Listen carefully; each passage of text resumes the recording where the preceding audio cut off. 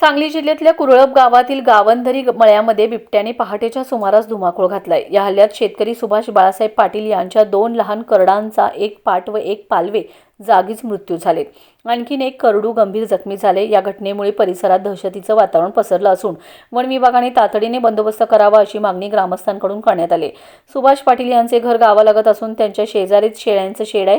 त्यांच्याकडे 6 शेळ्यांचे संगोपन केलं जातं। पहाटे सुमारे 2 वाजण्याच्या सुमारास बिबट्याने घराच्या भिंतीचा आधार घेत शेळीच्या शेडमध्ये प्रवेश केलाय। बिबट्याने हल्ला करत एका पालव्याला दोरीसह ओढत नेत जाळीच्या बाहेर नेलं। या हल्ल्यात 4 महिन्यांची एक पाट आणि एका पालव्याचा जागीच मृत्यू झालाय, तर आणखीन एका करडाच्या मानेला गंभीर दुखापत झाली। माझं नाव सुभाष बाळासाहेब पाटील। आम्ही इथं गावाची दर राहतो।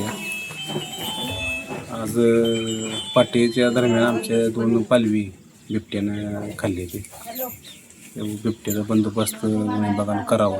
मी शेतकरी आहे। आम्ही शेती आणि या जोडधंद्यावर आमचं चालतंय सगळं।